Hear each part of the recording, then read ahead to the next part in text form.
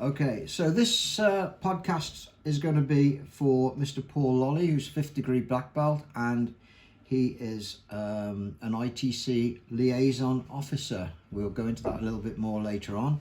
And Paul runs with his wife Leanne a club in Swindon. They call themselves North Wilts Taekwondo. But they're also got a new project coming up very shortly. And we'll hear a little bit more about that later on. But to start with, Paul, why did you decide to take up martial arts?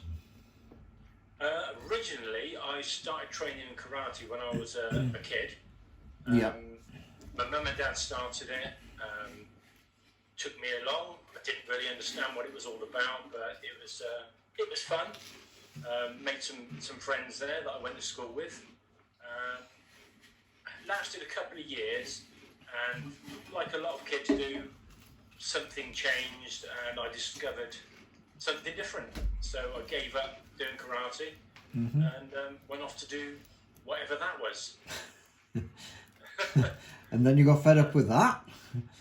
Yeah, I moved on to something else. Something else, as people do.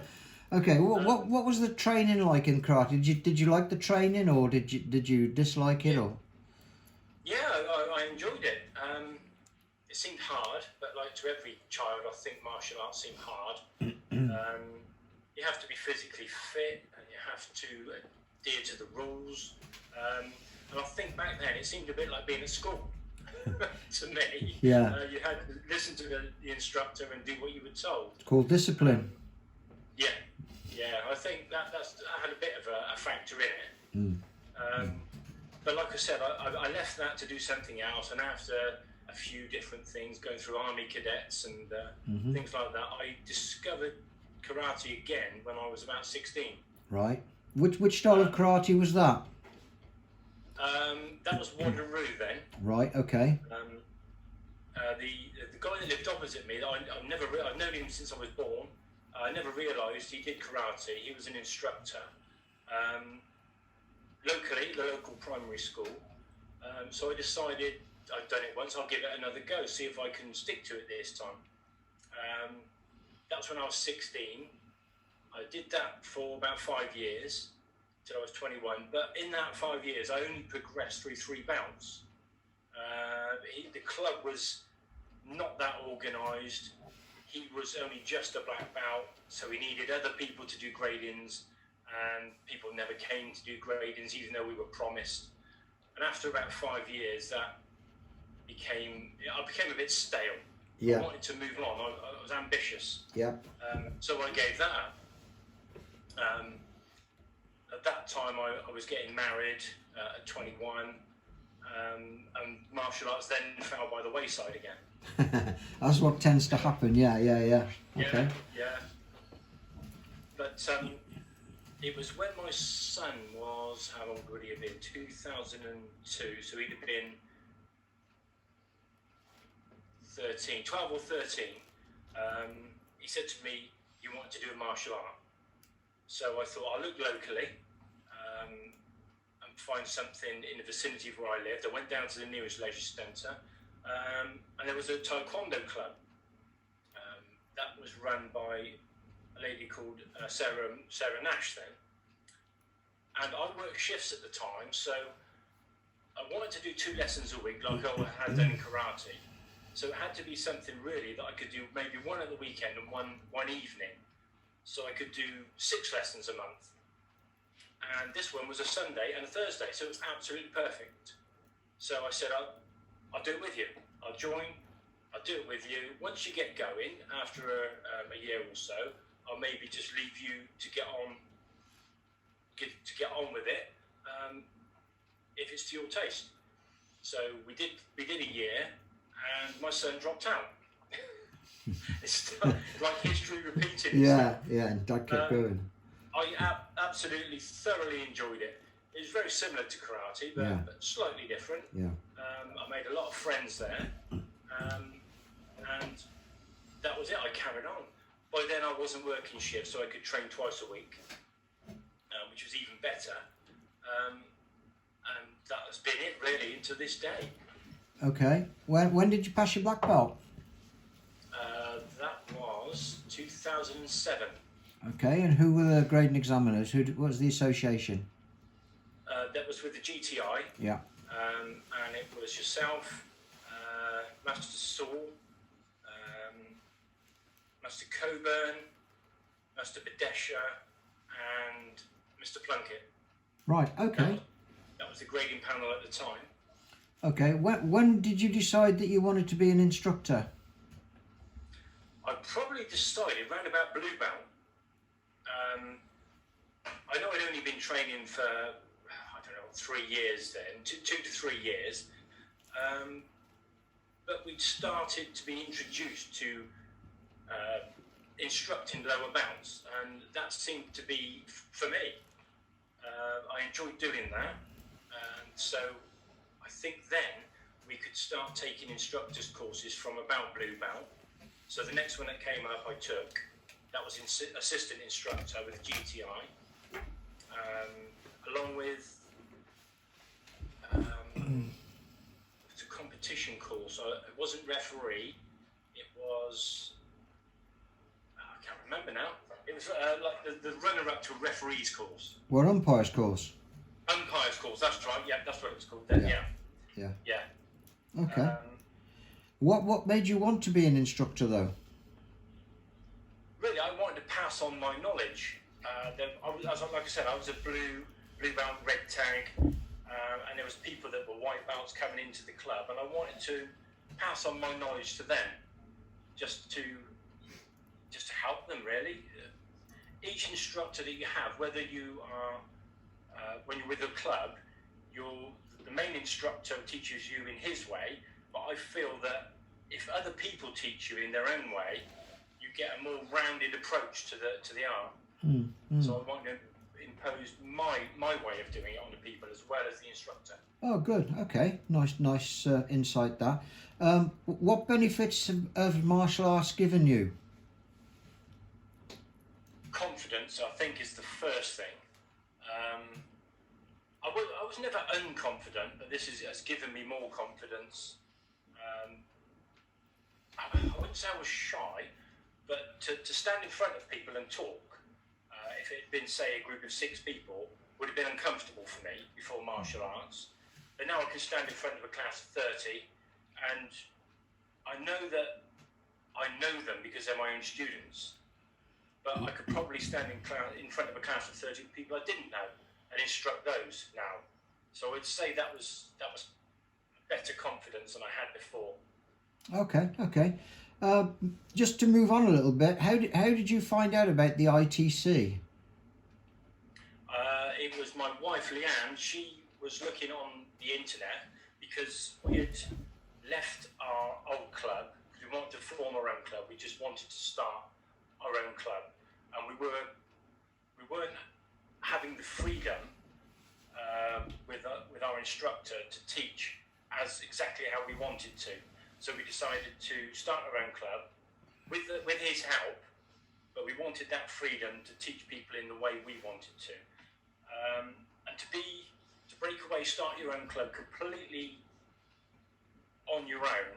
I know we had his support, but we needed to belong to somebody else. We were finding after the first year that even though we were a totally different club, we weren't being able to do what we wanted to do. There were some restrictions. Did you think about it as like some form of control, like just trying to control you all the time? Yeah. There were certain things that we were free to do, but other things you weren't. And I didn't like those things. There's always restrictions, but I didn't like the things that he was restricting. So we were looking to join somebody else to give us some assistance, mainly in insurance and rules and regulations to do with the insurance, what we could and couldn't do. And she found the ITC on the internet. It was the only thing of its type that we had ever seen. You could join an association, you could join an organisation, but you were still bound by their rules. Yeah, that's not what we wanted. Yeah, that's a common common thing that where Yeah. everybody promises you the earth until you join them, and then the goalposts start to get moved, and then you're told you can't do this, you can't do that, you can't go here, can't go there, can't train with them, can't. Yeah, it's That's it. yeah, that is exactly the problem I had when I first got involved with the ITC, because I was Mr. Cynical.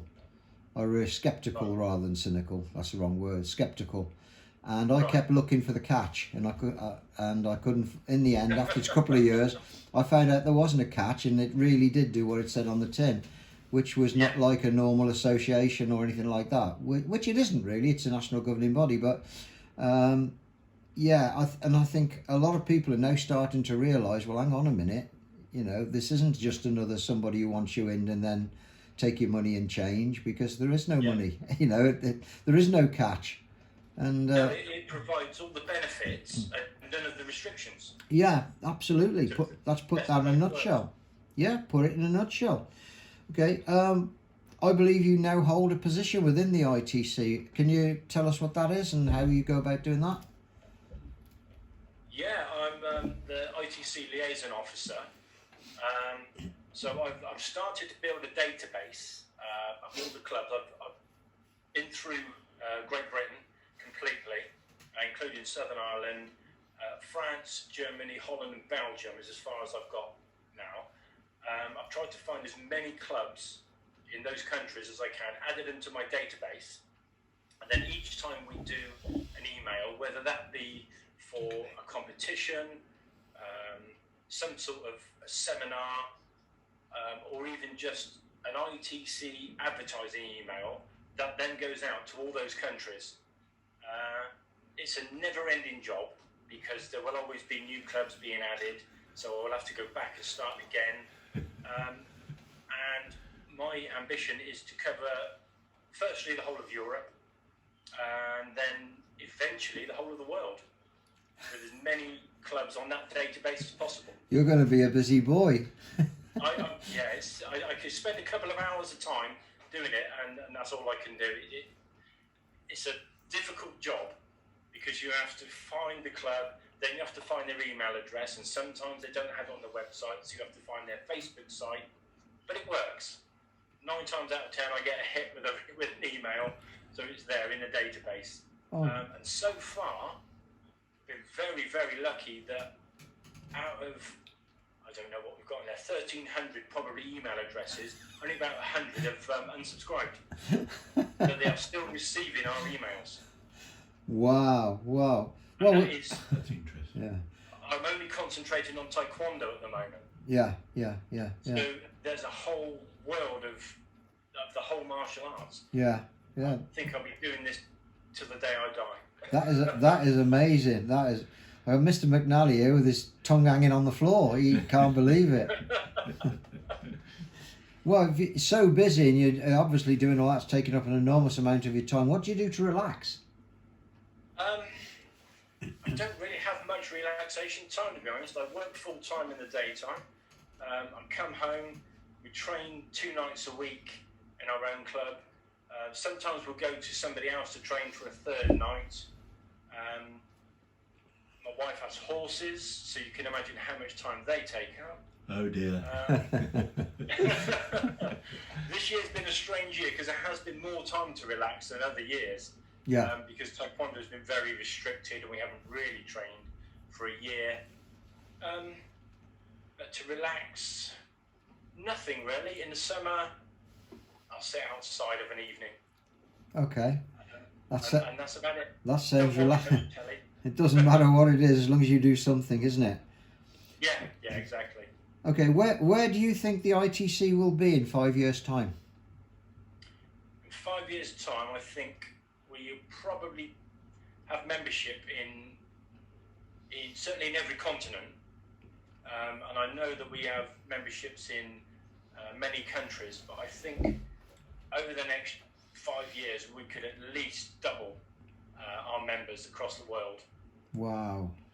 My database will increase considerably by then, so more people will be exposed to the ITC, and from that, hopefully, people will see the benefits and sign up.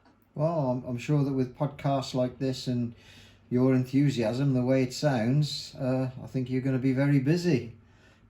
What, the only problem is technology. Yeah, yeah. Not fantastic with technology. Tell me about it. Tell me about it. I'm a dinosaur technologically. What positive things do you like about Taekwondo? Positive things. Positive things. I like the people, the students that come in. We have a very diverse range of students in our club. A lot of them have some sort of problems like ADHD, Tourette's. We have a lot of kids with these problems, and working with those, every kid, even if they have the same disability, they all have to be taught in their own way. And that is an amazing experience to try and teach these kids Taekwondo in the way that they understand. Wow. For me, that's my main positive thing that I've gained from it. It must be a great feeling when you can see these kids coming through a little bit, and they get a little bit of discipline in them, a little bit of confidence in them, and they gradually improve. Yeah. Absolutely. For example, we had one kid that started. He was nearly 5. First lesson, he wouldn't let go of his mum's leg. That was it. We got him out on the floor for about 2 minutes, back to his mum. Now he comes into the hall. He does his own warm up. He runs around the hall.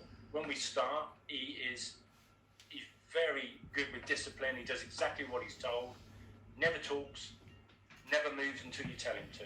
And that is just such a big positive for me to see children advance like that. Great. That people tend to think about martial artists as fighters and all this kind of thing, but there's a far more important benefit to training in martial arts than just fighting, and you've just hit the nail on the head. Yeah. And that's the main thing. It's this for me as well, is the improvement of the student.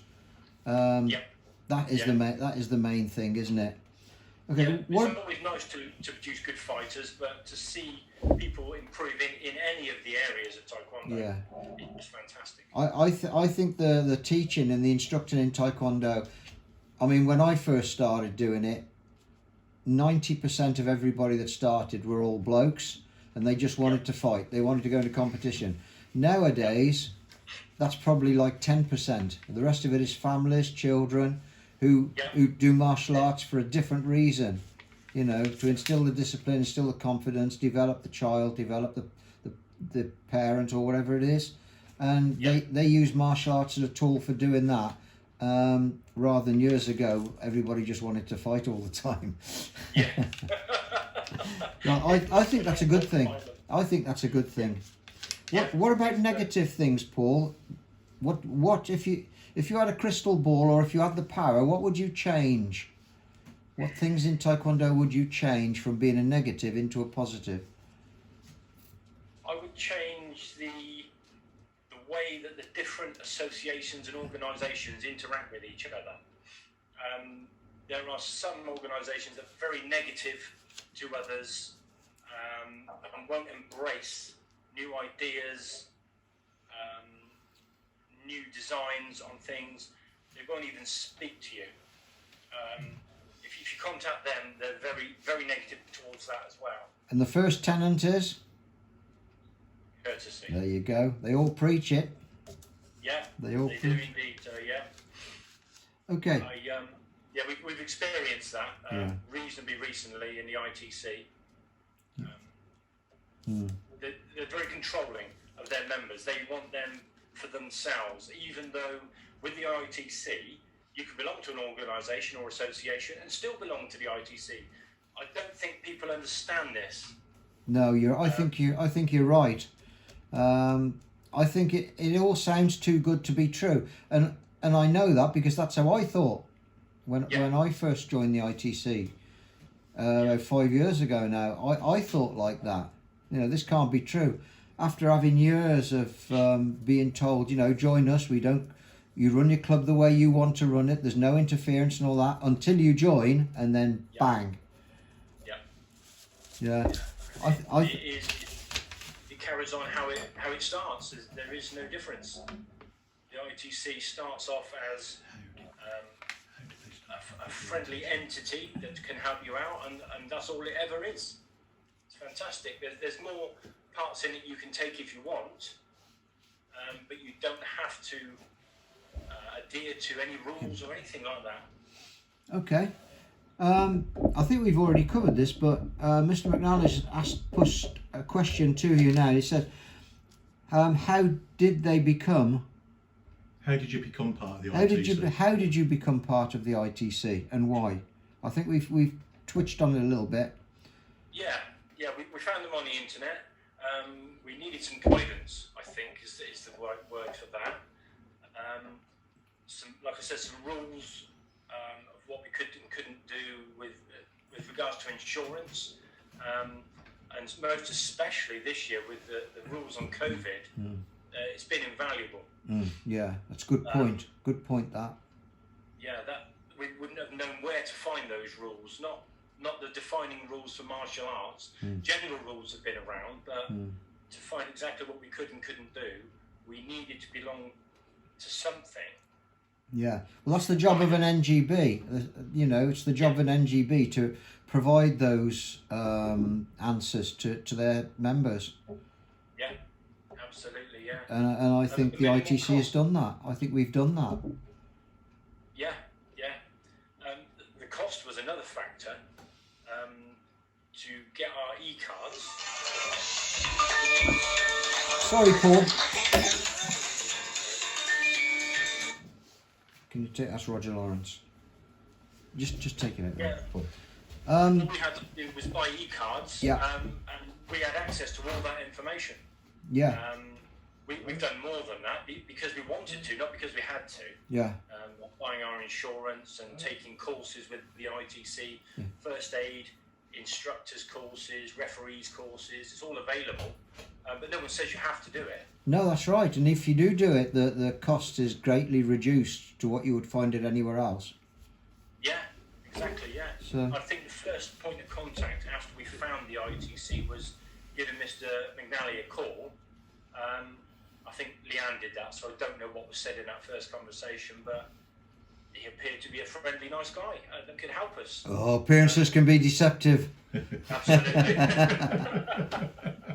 And well, the rest is history. And the rest is history. Yeah. Okay, moving on to you then, Paul.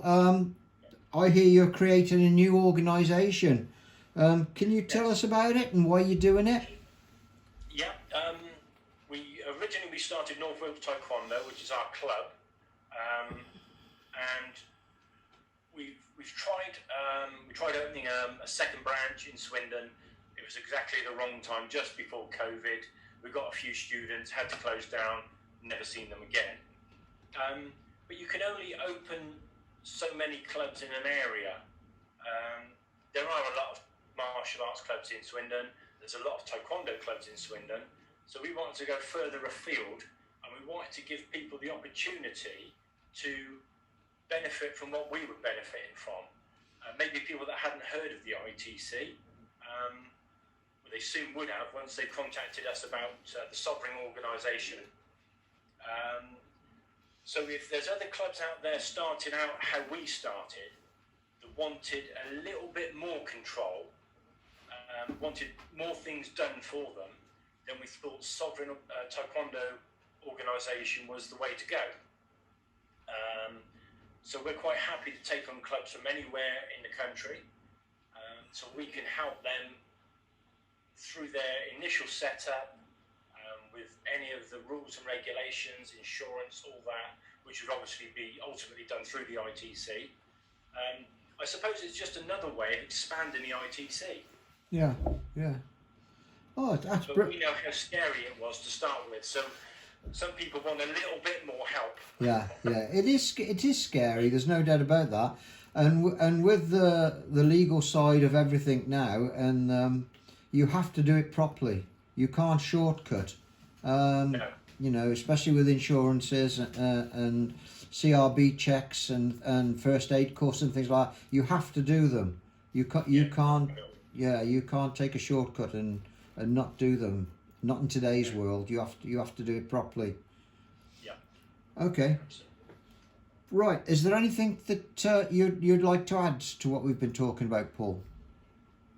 I think we've covered everything really, but if there is anybody out there that just needs a little bit of assistance in starting up a club, then the ITC is definitely the way to go. They're not controlling. I know it's called a national governing body, but as Mr. McNally says, it's a national guiding body. Yeah. There are no controls. You can pick what you want to take from the ITC. Mr. McNally's always on the end of the phone. I'm always on the end of the phone, and I know you are as well, sir. Yeah. So if any help is needed, we're all there for anybody. Okay, that's brilliant. Thank you, Paul. Thank you very much. Do you want to just give your phone number out and an email address for anybody that might want to get in touch with you? Yep, it's my phone number is 07771 861 999. I can't remember my ITC email address, but my personal email is paullolly@gmail.com. You can always give you my ITC email if you contact me on those. And anybody interested in joining your sovereign group as well, can contact you on those numbers. They can indeed, yes. Yeah. All right. Thank you, Paul. Thank you for your help. And it's been a great interview. Thank you. Thank you very much. Bye.